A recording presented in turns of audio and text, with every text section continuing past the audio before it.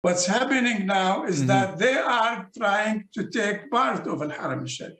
Palestinians who are against trying to convert the mosque to become a synagogue. I was talking recently with a rabbi from Yadut HaTorah, and he said to me, I'm against going to the mosque. My religion tells me that I'm not allowed to put my fingers between the stones of the Wailing Wall from the outside of them. Now, these Zionists, they are fanatics, they are nationalists, they are not religious. They claim of themselves as seculars. They're trying to achieve a national goal from going to the mosque. It is not, it's not religion in this case.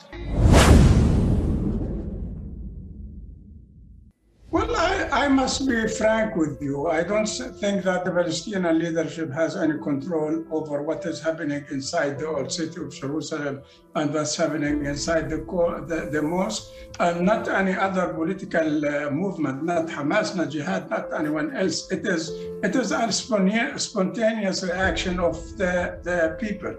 Now, if we want to change this situation, we can say, let's go back to how we were living together, Jews, Muslims, and Christians, and there were no frictions, there were no problems.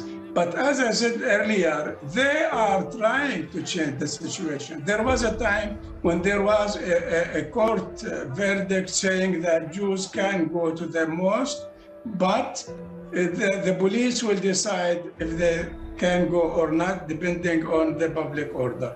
And all the time, every time, the police said, okay, if we allow the Jews to go to the mosque, there will be disturbing the public order and the public security, so we will not let them to go to the mosque. And this was okay.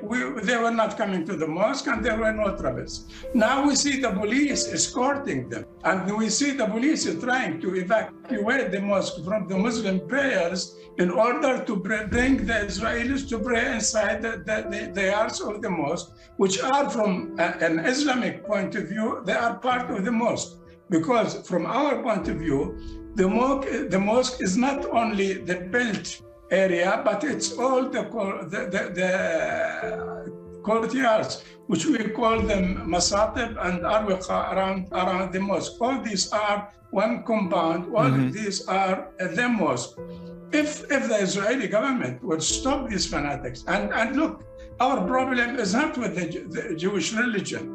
I was talking recently with a rabbi from Yadut HaTorah, and he said to me, I'm against going to the mosque. My religion tells me that I'm not allowed to put my fingers between the stones of the Wailing Wall from the outside of the mosque. And there was for centuries, there was a Jewish halakha not allowing Jews to go to the mosque. Now, these Zionists, they are fanatics, they are nationalists, they are not religious.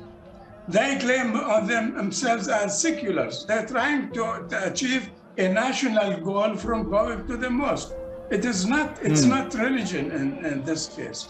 And we should not allow these fanatics, Ben Gvir and Smotrich and all this gang, we should not allow them to dictate the future of the relations between us and the Israelis.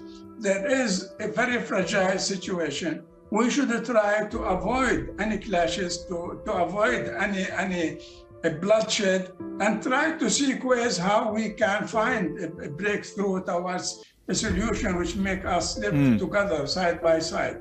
This government is not the government that can do it.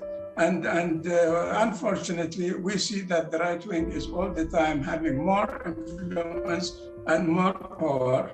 I must say that since the year 2002, there was a systematic Israeli policy which gradually started trying to change the situation in Al-Haram al-Sharif and to allow Jews to come to the courtyards of the Haram al-Sharif.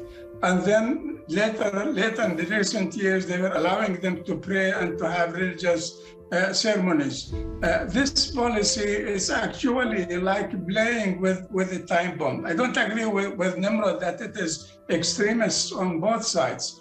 On our side, it's a popular reaction. They are touching on a very sensitive nerve which is Al-Haram al-Sharif. So the people who were reacting on Friday in the recent days and recent weeks, they were not fanatics, they were not extremists, they were the average Palestinians who are against trying to convert the mosque to become a synagogue or to divide the mosque as they did in Hebron Mosque, in Haram al-Ibrahimi in Hebron.